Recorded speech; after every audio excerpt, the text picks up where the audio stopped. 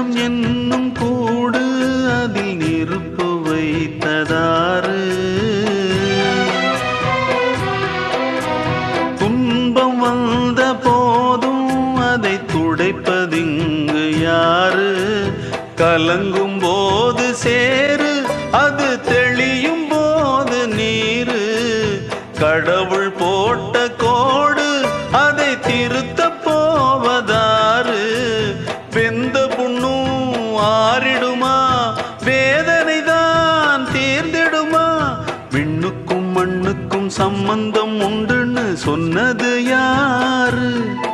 அது மன்னவன் பேரு. அந்த வானத்தை போல மனம் படைச்ச மன்னவனே, பனி துளிய போல குணம் படைச்ச தென்னவனே.